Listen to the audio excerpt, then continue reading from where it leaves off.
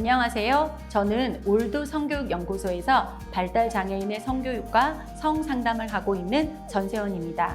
저희는 오늘 여러분들에게 부모님들이나 또는 사회복지사 선생님, 특수교사 선생님들께서 성에 관해서 궁금한 부분을, 질문들을 모아서 여러분들에게 설명을 드리도록 하겠습니다.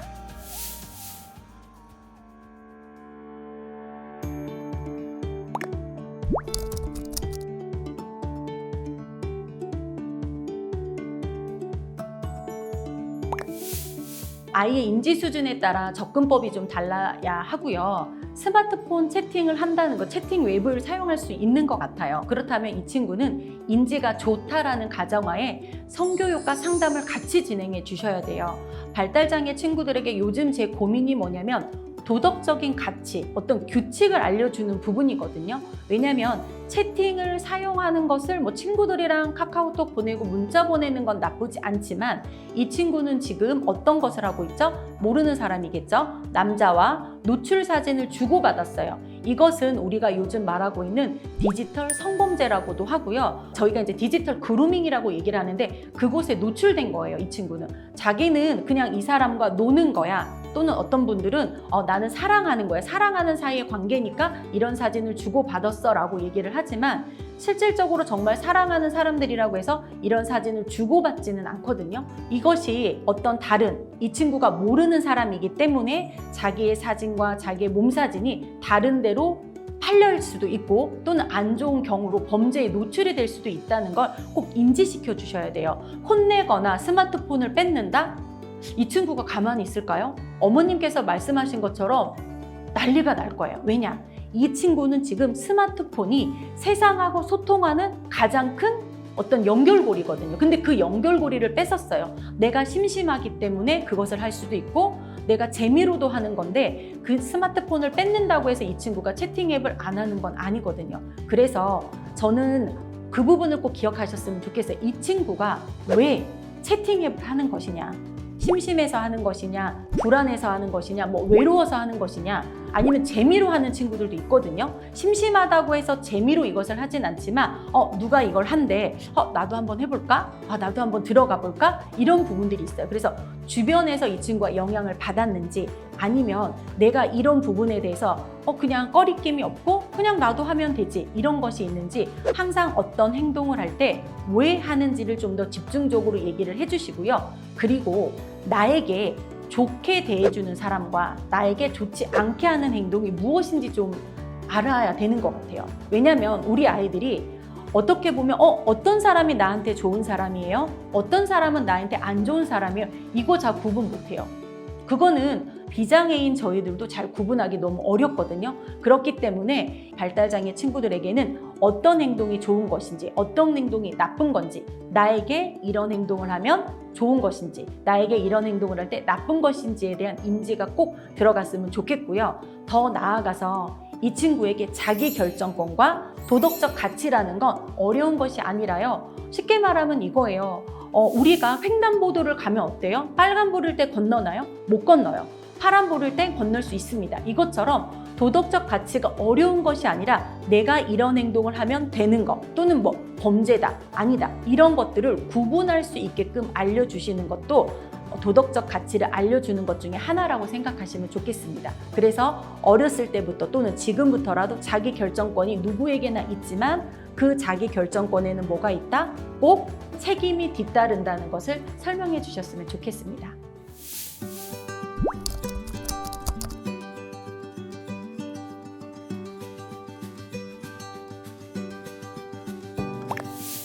성교육을 가거나 또는 이제 부모님 교육을 갈 때 가장 많이 듣는 질문입니다. 왜냐하면 우리 아이들은, 발달장애 아이들은 내가 좋아하는 것을 표현하는 걸 너무 좋아합니다. 그래서 스킨십을 굉장히 좋아하는데요. 가정에서부터 교육을 하면 제일 좋습니다. 가정에서 교육은 많이 어려운 것은 아닙니다. 요즘 어머님들께서도 많이 들어보셨던 경계 교육이라고 합니다. 경계를 넘을 때, 경계를 넘는다는 말이 좀 어려우실 텐데요. 그냥 쉽게 이렇게 생각하시면 돼요. 예를 들어서 우리가 화장실을 갈 때 어떻게 하시죠? 똑똑똑 이렇게 화장실 문을 두들기죠. 이런 것처럼 아이들에게도 엄마가 어떤 스킨십을 할 때 꼭 물어보는 거, 물어보는 것만 해서 그 다음에 바로 행동하기로 가시면 안 됩니다. 크게 3가지로 제가 나누어서 말씀을 많이 드리는데요. 첫 번째는 물어보십시오. 두 번째는 기다리기입니다. 물어본 저는 기다려야 되고 그 상대인 친구나 또는 가족은 생각할 시간을 주셔야 돼요. 왜냐?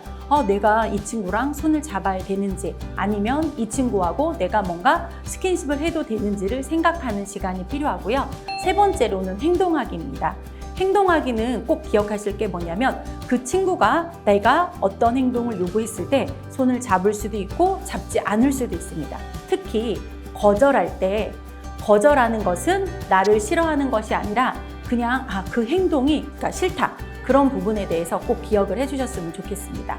좋아함을 표현할 때도 마찬가지로 꼭 끌어안는 거 어떤 스킨십만 있는 거는 아닙니다. 사랑을 표현할 때 좋아함을 표현할 때 선물을 주기도 하고요. 또는 저희 요즘에 많이 하죠. 이렇게 손아트 이런 것도 있어요. 그래서 다양한 표현의 어떤 사진이나 그림, 영상들을 좀 보여주시면서 좋아할 때 꼭 스킨십만 있지 않아. 이렇게 다양한 표현도 있어. 이렇게 알려주시면 좋을 것 같고요. 또는 가정 내에서 우리 아이들을 교육을 시켰다면 거기서 끝내시면 안 돼요. 꼭 교육을 할 때는 가족과 또는 기관, 학교 이렇게 3가지가 꼭 함께 어우러져서 가셔야 돼요. 좀 더 확장을 시켜서 일반화를 시키는 과정이 꼭 필요합니다. 이 일반화를 시키는 과정에서는 꼭 꾸준하고 반복적으로 교육을 해주셔야 합니다. 한두 번 해서 우리 아이들이 된다면 제가 이렇게 성교육 연구소를 하지 않았을 것입니다. 우리 아이들도 마찬가지로 반복적으로 꾸준하게 연습을 한다면 실질적으로 이런 경계 교육이 잘 이루어지거든요. 저 또한 복지기관은 이런 곳에 한 6년, 7년, 많게는 10년까지도 봉사활동을 간 곳들이 있는데 그곳에 계신 분들도 저를 만나면 너무 반가워서 이렇게 끌어안으세요. 근데 제가 처음에는 그냥 발달 장애인이니까 그럴 수 있지? 이렇게 생각을 했는데 경계라는 거 정말 이걸 넘나드는 경우가 너무 많았어요. 그래서 그 다음부터는 저에게 물어봐 주세요. 그럼 이렇게 얘기하세요. 무발화인 경우는요, 말로 표현 못하는 경우는 어떻게 하냐 이렇게 말씀해 주시는데 그럴 때는 그냥 이렇게 손을 내밀어도 어떻게 하는 거죠? 내가 손을 잡자고 하는 건지 이렇게 반응을 할 수 있거든요. 그래서 지금도 그분들은 2년이 지난 또는 3년이 지나고 그것이 연습이 되다 보니까 저에게는 꼭 물어보고 또 제가 생각할 시간을 주시고 그 다음에 행동을 하시거든요. 그래서 어머님들도 힘들지만 조금씩 꾸준하게 반복적으로 교육을 하신다면 이 부분에 대해서 어머니께서 지금 걱정하시는 거 어떤 좀 안 좋은 일이 일어날까 이렇게 걱정을 하실 것 같아요. 근데 안 좋은 일이 일어난다고 해서 교육을 하지 않고 또는 어떤 분들은 아이들을 내보내지 않으려고 하시는데 그럴수록 아이들은 호기심이 더 많거든요. 그래서 저는 좀 더 반복적으로 또는 복지관이나 기관들과 학교 이런 곳과 연계를 해서 연습을 하고 좀 더 사회로 확장을 해주시는 것을 권하고 싶습니다.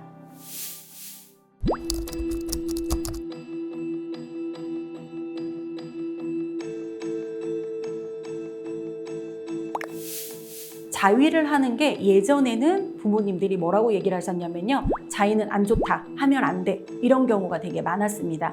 특히 여자아이가 자위를 한다? 굉장히 숨기시는 부모님들도 되게 많은데 실질적으로는 여자아이들도 자위를 똑같이 합니다.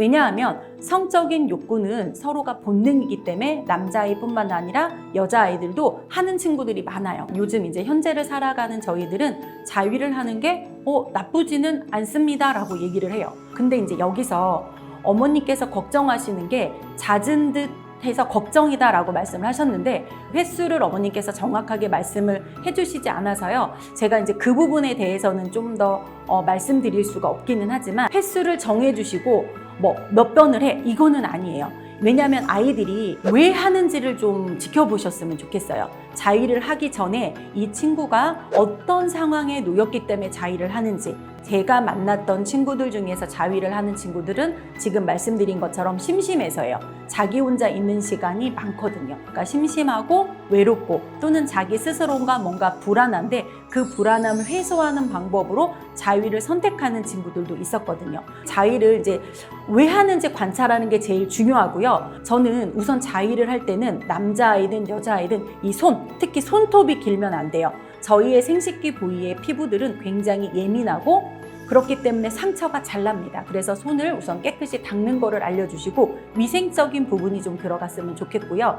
그리고 만약에 자주 했다 그러면 이렇게 생식기 쪽에도 문제가 있는지 없는지 산부인과를 가보시는 건 권하고 싶습니다. 위생에 대한 부분도 알려주시고, 그리고 자위에서는 어머님이 걱정을 하시지만 이 친구가 어떤 원인을 찾고 관찰을 하신다면 그 횟수가 분명히 줄어들어요. 근데 또 하나는 뭐가 있냐면요, 아이에게 자꾸 너 왜 해? 하면 안 돼. 더 강압을 한다거나 그러시면 이 아이들은 숨어서 하고요. 또는 숨어서 하는 것을 넘어서 다른 사람이 없는 개인 공간이 아닌 그냥 아무 데서나 하는 게 제일 문제거든요. 그래서 아이에게 또는 자녀에게 꼭 알려주실 것은 자위를 할 수 있는 장소와 할 수 없는 장소, 특히 가정 내에서도 자위를 할 수 있는 방 또는 할 수 없는 방, 이런 것들을 알려주시는 게 제일 좋고요. 또는 기관에서나 또는 학교에서도 하는 친구들이 있어요. 그런 친구들에게는 정확히 알려주셔야 돼요. 학교와 집에서 어디서 할 수 있는 거냐? 집이 가장 좋고요. 학교에서도 이게 좀 더 뭔가 자기 몸에 체화가 돼서 그대로 뭔가 계속하려고 고집을 갖고 있는 친구들이 있습니다. 그런 친구들 같은 경우는 학교 내에서도 할 수 있는 장소와 할 수 없는 장소를 구분해 주시면 좋을 것 같습니다.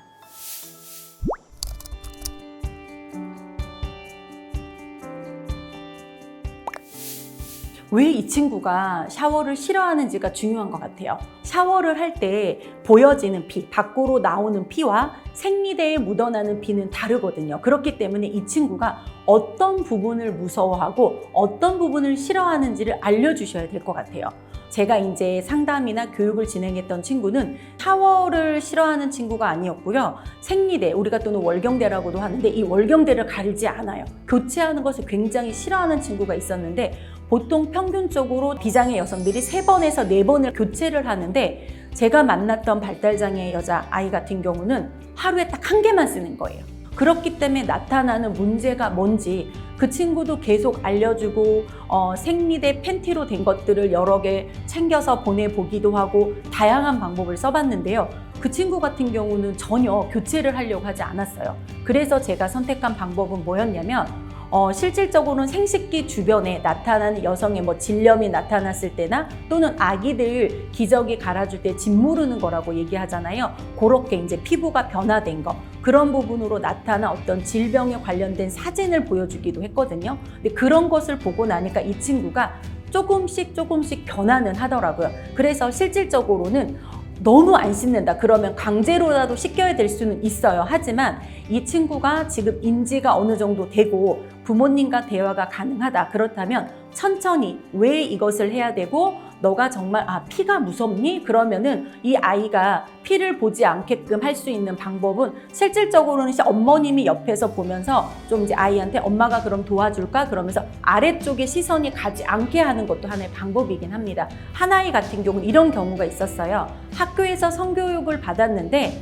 통목욕이라 그러잖아요. 쉽게 말하면 욕조에 들어가는 목욕을 하면 안 된다고 가르쳤는데 이 친구는 샤워라고 생각을 한 거예요. 그래서 샤워를 하지 않는 경우가 있었는데 통목욕, 즉 욕조에 들어가는 것과 샤워기로 이렇게 물을 뿌려서 하는 샤워는 다르다는 걸 꼭 인지시켜 주셨으면 좋겠습니다.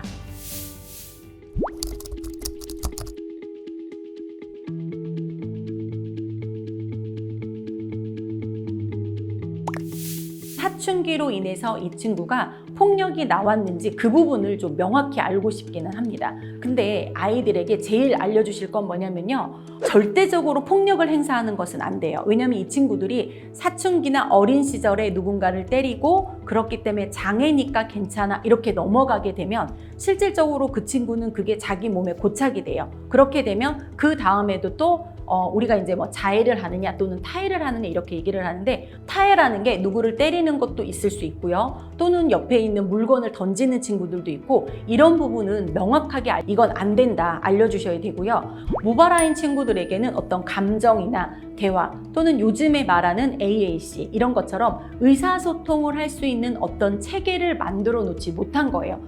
제 개인적인 생각이지만 의사소통 체계가 이루어지지 않아서 저도 발달장애 아이를 양육하고 있습니다. 근데 엄마는 알아듣잖아요. 다른 사람들은 학교나 기관이나 활동보조 선생님들은 다 알지를 못한다는 거죠. 그래서 이 친구는 우선은 사춘기라서 폭력적인 성향을 나타낸다 이렇게 보는 것보다는 의사소통에 어떤 부분에 문제가 있는지 자기를 잘 표현을 못하는 것 때문에 나타나는 답답함일 수도 있습니다. 그래서 저는 어머님께서 아이랑 예를 들어서 감정의 단계를 첫 번째는요, 1단계는 화남 또는 좋음 이렇게 두 가지 감정을 좀 구분하는 걸 알려주시면 좋고요.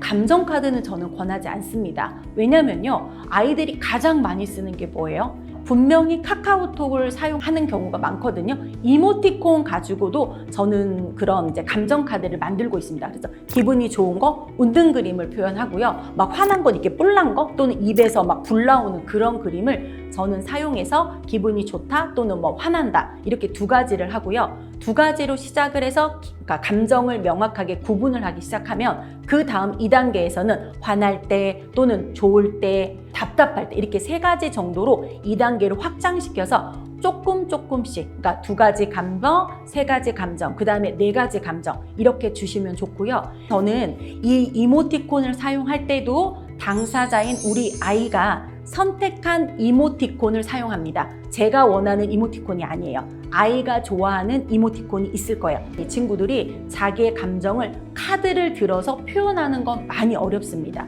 저도 진행하고 있는 친구는 지금 6개월 만에 처음으로 카드를 들었어요. 그런데 카드를 드는 이유에 대해서 정확히 알려주셔야 돼요. 만약에 답답해 카드나 또는 내가 화났어 이런 카드를 든다는 건 상대한테 나를 관찰해 달라는 거예요. 제가 만나는 이 발달장애 아이도 무발화예요. 무발화지만 이 친구에게 계속적으로 설명을 해주고 단 설명할 때 잔소리하듯 길게 설명하시면 안 돼요.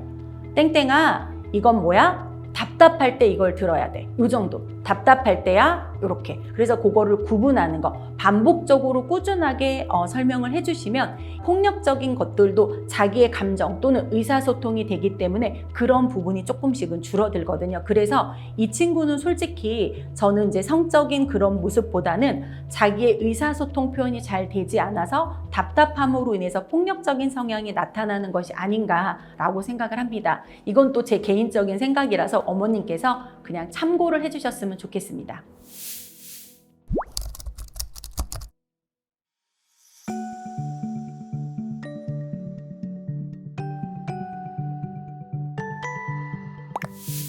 이 부분은 굉장히 자주 대화를 하셔야 돼요. 저희 아이는 제가 물어봐요. 남자친구를 사귀고 싶니? 사귀고 싶대요. 그러면 남자친구를 만나면 너는 결혼을 생각하니?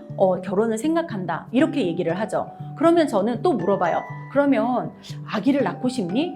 네, 아기를 낳고 싶어요. 몇 명 낳고 싶니? 저희 아이는 처음에요. 5명을 낳는다 그랬어요. 그러니까 이 친구가 5명, 1명, 2명의 이런 개념이 없는 건가라는 생각도 했어요. 근데 물어보니까 자기는 좀 외롭대요. 어렸을 때. 언니하고 자기 둘밖에 없어서 외롭기 때문에 이렇게 형제들이 많았으면 좋겠다고 그래서 5명을 얘기를 하더라고요. 그래서 제가 얘가 막연한 5명이겠구나. 학교나 이런 기관에서 성교육을 하다 보면 임신 체험 벨트라는 게 있을 거예요. 임신 체험 벨트를 하루 종일 매게 있어요. 밥 먹을 때, 누워있을 때, 뭐 이런 경우를 다. 그랬더니 아이가 하루 종일 하더니 하는 말이 왜 이렇게 임신이 힘드니요? 그 임산부, 아기 가진 사람들이 왜 힘든지 알겠고 그런 얘기를 하더라고요. 그리고 아이를 5명을 낳는다고 했을 때 신생아 목욕 세트라는 게 있어요. 그래서 물은 없이 아이를 목욕하는 신생아 인형이 있고요. 욕조도 있고요. 또는 똑같이 속싸개, 배내 쪼고리, 겉싸개까지 다 세트로 되어 있는 게 있습니다. 그런 교구를 가지고 저희 아이에게 제가 먼저 아이를 씻기는 것을 순서대로 설명을 해주고 시연을 먼저 했어요. 그리고 나서 저희 아이가 했는데 아이가 하는 말이 엄마 아기가 왜 이렇게 무거워요? 진짜 아기는 더 무거워요? 진짜 아기는 더 무거운 것보다 아기가 힘이 아직 없기 때문에 잘 받쳐줘야 돼, 이런 얘기를 하면서 했더니 아이가 그 과정을 굉장히 숭고하게 해요. 인형이지만 정말 사람을 대하듯 또는 아기를 안고 목욕을 시키듯 이렇게 하거든요. 그래서 어머님께서도 그런 기관이나 이런 데를 한번 알아보셔서 임신 체험 벨트나 신생아 목욕 체험 이런 것들을 통해서 아이 스스로가 내가 할 수 있는지 없는지 그런 부분에 대해서도 한번 경험을 해보시는 거 우선 추천드리고요. 두 번째는 어머님이 안 계실 때 가장 큰 고민이잖아요. 복지 체계가 움직이고 있습니다. 지금 이제 활발하게 움직이고 있는 곳이 가족지원센터들이 있습니다. 그곳에서 어떤 게 있냐면요. 부모가 발달장애고요. 발달장애 아이들이 발달장애 부모가 자녀를 낳아서 양육하는 멤버들이 있어요. 그 멤버들을 가족지원센터에서 양육하는 방법이나 또는 아이를 어떻게 교육을 시키는 거. 왜? 부모가 발달장애이면 그 아이들이 발달장애로 태어나지 않을 수도 있거든요. 이거는 유전이 아니다라고 저희들이 보통 얘기를 하고 있잖아요. 원인이 뭔지 우리가 알 수 없는 경우가 너무 많거든요. 그래서 그런 이제 다양한 자조 모임으로 운영이 되고 있습니다. 그래서 걱정을 조금만 줄이시고 이 아이가 지금 어머님이 계시는 동안 아이한테 알려주실 수 있는 부분에서 알려주시고 또는 내가 결혼을 하고 아이를 낳을 때 양육에 대한 어떤 책임, 부모로서 내가 이렇게 엄마도 너를 잘 키우려고 노력했듯이 너도 너희 아이를 낳으면 아빠가 되는 사람과 함께 잘 키워야 된다는 걸 꼭 책임이 따른다는 거 꼭 알려주셨으면 좋겠습니다.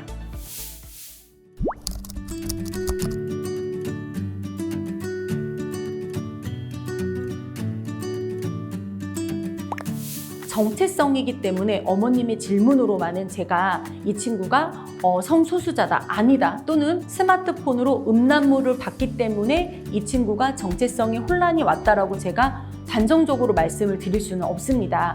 왜냐하면 이 친구가 그 전부터 정체성의 혼란을 겪고 있었는데 이 음란물을 봄으로 인해서 그 정체성이 올라온 건지를 알 수가 없거든요. 그래서 이 부분은 꼭 전문적인 상담을 받았으면 좋겠습니다. 전문적인 그런 성소수자에 대한 상담을 진행을 하다 보면 자기 스스로가 내가 여자가 좋은지 또는 남자가 좋은지 동성이 좋은지 이성이 좋은지를 알아가더라고요. 그래서 그런 부분은 꼭 전문적인 상담을 받아보셨으면 좋겠고요.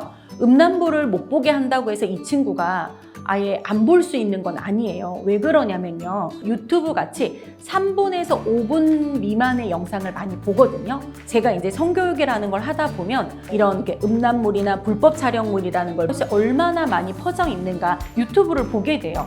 근데 제가 최근에 본 게 뭐였냐면요. 액체 괴물이라고 혹시 들어보셨는지 모르겠어요. 액괴라고도 보통 표현을 해요. 조물조물 만드는 게 있는데요.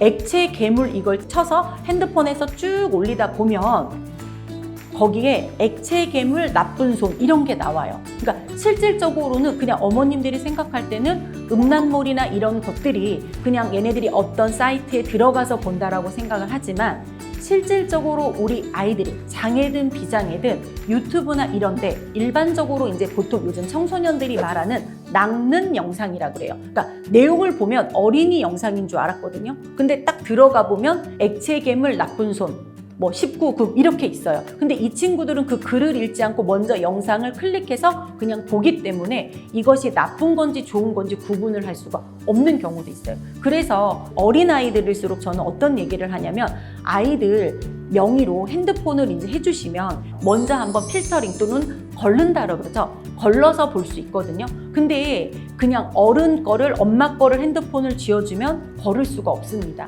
근데 이 친구는 이제 성인일 수도 있고 또는 이제 성인기로 접어들었다 그러면 자기 핸드폰이 있어요. 그런데 이 친구에게 꼭 알려주실 건 뭐냐면 너가 보는 거는 성착취물 또는 음란물이야. 좋지 않은 거기 때문에 이 부분에 대해서는 이런 영상이 진짠지 가짠지 여성에 대한 성을 착취하는 건지 여성에게 나쁘게 하는 건지 또는 좋게 하는 건지 그런 것에 대한 교육을 끊임없이 해주셔야 돼요. 여기서 이 친구는 그냥 음란물을 보지만 앞서 이제 질문해 주셨던 것처럼 디지털 성범죄 부분에서도 그렇고 채팅 앱에 노출된 친구들에게 도덕적 가치나 이것이 하면 안 된다는 걸 알려주는 게 굉장히 어려워요. 그래서 이 부분은 끊임없이 반복적으로 교육을 해주셔서 혼내시는 것보다 이런 거는 어떨까? 너한테 이렇게 하면 어떻겠니? 이런 부분. 그리고 못 보게 한다고 해서 또는 끊어, 하지마 이런다고 이 친구들이 안 보는 건 아니에요. 오히려 더 숨어서 보게 되어 있기 때문에 오히려 스마트폰 시간을 관리하거나 요즘은 미디어 리터러시라는 교육이 있어요. 드라마나 이런 데서도 이 부분이 뭐가 잘못됐는지 또는 이 부분이 왜 괜찮은 건지 이런 것들을 정보를 분석하는 거. 최소한 저희 아이들에게 정보를 다른 비장애인이나 다른 아이들처럼 그렇게 막 집중적으로 하라는 게 아니라요. 이 부분에서는 어떤 점이 잘못됐고 어떤 점은 괜찮은 거야. 허용되는 것과 허용되지 않는 부분에 대해서만 알려주시면 좋을 것 같습니다.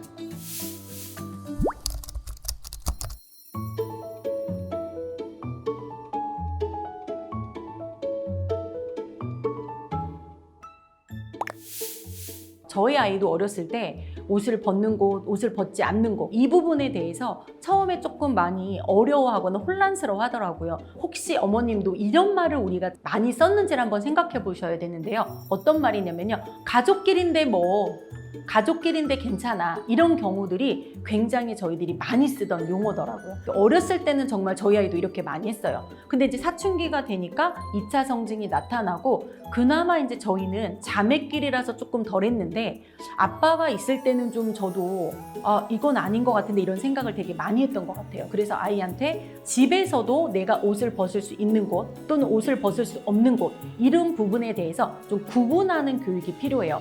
예를 들어서 목욕탕의 그림 또는 길거리의 그림 이런 것들을 확실히 보여주시고 그곳에서 옷을 벗을 수 있다 또는 옷을 벗을 수 없다 그런 것을 자기 스스로가 인지하고 그곳에 뭐 OX든 자기가 좋아하는 스티커를 붙이든 그런 다양한 방법을 한번 시도해 보시는 게 좋을 것 같아요. 아까 자위 때도 말씀드렸던 것처럼 내가 할 수 있는 곳, 할 수 없는 것처럼 내가 옷을 벗을 수 있는 곳에서는 이렇게 뭐 동그라미라던가 그런 거를 붙여주는 거예요, 방문에.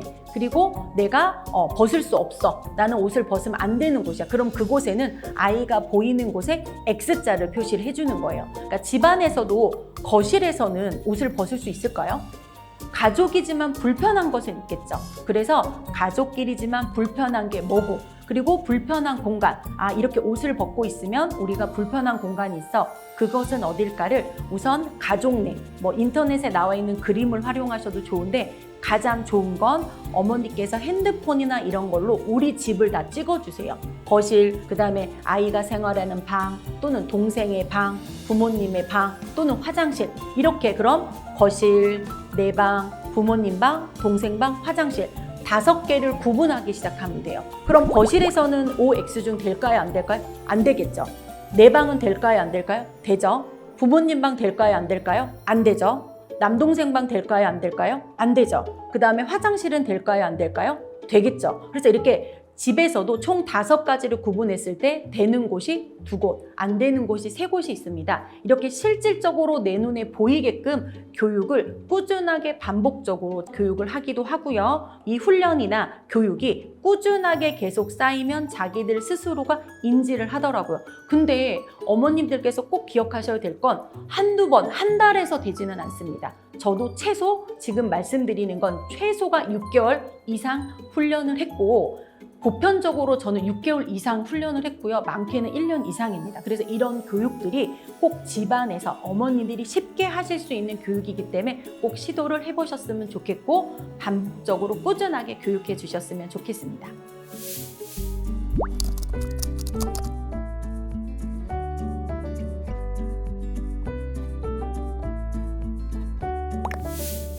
인지 정도에 따라 어떤 수위는 조절하셔야 돼요.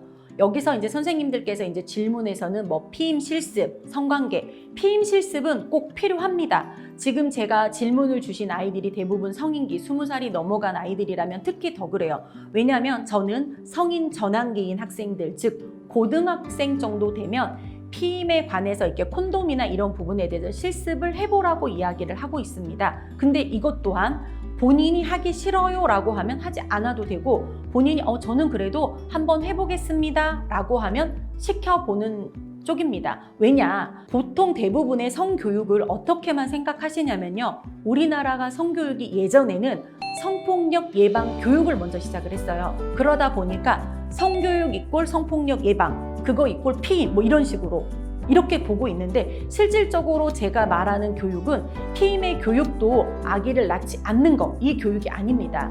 피임에서 가장 중요한 건 보통 아이들에게 성교육을 받았다는 친구들에게 물어보면 대부분 발달장애 친구들이 뭐라 그러냐면요, 첫 번째로 나오는 말이 이겁니다. 아기 안 낳는 거요. 근데 피임이 아기를 갖지 않는 것만 있는 것이 아닙니다. 저는 그거보다 더 우선시하는 게 뭐냐, 내 몸과 상대의 몸을 보호하는 거를 먼저 알려줍니다. 왜냐하면 성관계를 통해서 생식기에 관련된 질병이 서로를 주고받을 수 있기 때문에 자기 몸을 보호하는 부분을 저는 굉장히 강조하고요. 또는 여성이 자기가 계획되지 않은 상태에서 임신을 할 때는 좋은 경우는 아니겠죠, 몸 상태가. 그렇기 때문에 내 몸을 보호하고 상대를 존중하는 의미에서 저는 피임 교육을 하고 있습니다. 그래서 피임의 목적성이 어디에 있는지 정확하게 선생님들이나 사회복지 선생님들께서 정확하게 인지를 하신다면 그 부분, 특히 아기를 낳지 않는 거야, 아기를 안 낳게 하려는 거야, 이런 부분을 중점적으로 두시는 것이 아니라 나와 또는 나의 상대 또는 나의 남자친구, 여자친구 서로를 존중하고 배려하는 마음이 깔린 것이 뭐다? 피임 교육이라고 얘기를 해주셨으면 좋겠습니다. 제가 성교육을 시작한 이유가 바로 이거예요. 한 번을 알려주더라도 제대로 알려주자. 그런 의미에서 저는 성교육을 시작했고, 제가 말하는 성교육은 어떤 성관계를 하자 이런 것이 아니에요. 아이들과 서로 성에 대해서 자유롭게 대화를 하고 질문할 수 있는 분위기가 있어야만 내가 또는 친구들의 그런 위험한 상황을 봤다, 또는 내가 위험한 상황에 처했어요. 그럴 때 어떡하죠?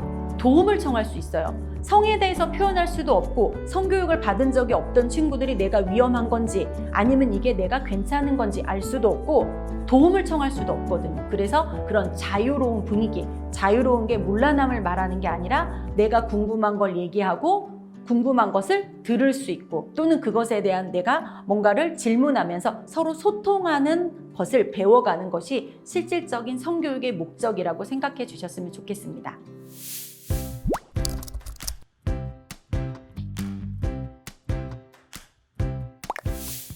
성교육은 성관계에 대한 교육은 아닙니다. 성관계를 조장하자 이런 것도 아니고요. 제가 말씀드리는 성교육은 우리 아이들이 사회에서 경험하는 다양한 관계를 배우고 소통하는 기회를 가질 수 있는 것입니다. 저는 교육 때 항상 이런 말씀을 많이 드립니다. 발달장애 아이들 또는 학부모, 사회복지사 또는 특수교사 선생님들에게 우리 아이들에게 실패할 수 있는 기회를 주십시오. 실패할 수 있는 기회라는 건 뭐죠? 결론은 경험치가 쌓여가는 거고, 그 경험치를 한 개 한 개 밟을 때마다 우리 아이들은 성장할 수 있다는 겁니다. 성교육도 마찬가지입니다. 발달장애라고 해서 무성적인 존재는 아닙니다. 다양한 관계, 사람들을 만나야만, 가족끼리만 연습하는 것이 아니라 일반화를 시키려면 다양한 사람을 만나보고 내가 이렇게 하니까 상대가 싫어하네? 이건 괜찮네? 이런 것들을 소통하면서 배우게 되는데 저희들은 그런 기회를 주지 않습니다. 저는 성교육을 받고 나서 우리 아이들이 자조 모임과 같은 이런 것들을 통해서 좀 더 자신을 소통하고 연습하고 그런 경험치를 쌓을 수 있는 그런 다양한 관계가 생겼으면 좋겠습니다. 그래서 저는 이제 성교육이 가정 내에서, 학교에서, 기관에서 점점 더 확장이 되고 그것이 확장을 통해서 일반화의 과정을 거치는 것이 가장 필요하다고 생각을 하고 있고요. 발달장애 아이를 키우면서 정말 힘들 때 너무 많습니다.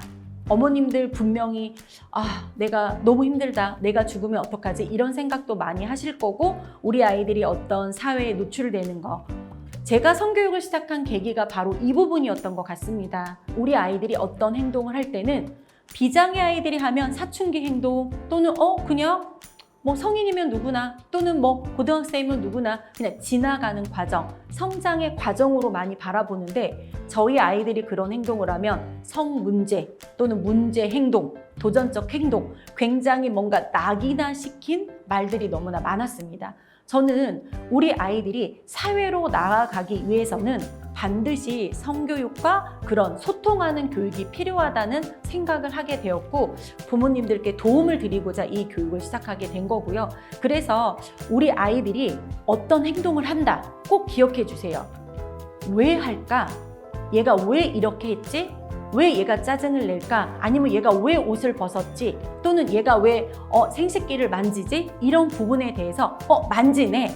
만진 행동만 보지 말아주시고요. 그 이전에 얘가 왜 이런 행동을 하는지, 불안한 건지, 어떤 감각을 추구하는 건지 이런 부분에 대해서 행동의 초점보다 그 이전에 어떤 관계 속, 맥락 속에 무엇이 있는지를 꼭 살펴주시고 관찰해 주시는 어머님과 선생님들이 돼주셨으면 좋겠습니다. 저는 우리 아이들이 지역사회에서 또는 이 사회에서 살아가기 위해서는 다양한 관계가 필요하듯이 때로는 이런 관찰하는 것을 통해서 아이를 키우는 것이 너무 힘드실 거예요. 하지만 이 관찰이 결론은 내 아이가 이 사회에서 또는 내 지역사회에서 살아가는 하나의 어떤 자리매김이 아닌가라는 생각을 해봅니다. 성교육은 많이 어렵다고들 얘기하시지만 좀 더 저도 더 노력하고 그래서 좀 더 쉬운 방법으로 부모님들께 좀 더 많은 자료를 드릴 수 있도록 노력하겠습니다. 꼭 성교육은 친구들과 또는 부모님들과 가족들과 사회에서 이루어질 수 있도록 부모님들도 선생님들도 같이 노력해 주셨으면 좋겠습니다. 감사합니다. 추가적인 질문이 있으시다면 아래 나가는 메일 주소로 저한테 질문을 보내주시면 제가 꼭 성심성의껏 답변을 보내드리니까 궁금하신 점 꼭 메일로 보내주세요. 저는 여기까지 하도록 하겠습니다. 감사합니다.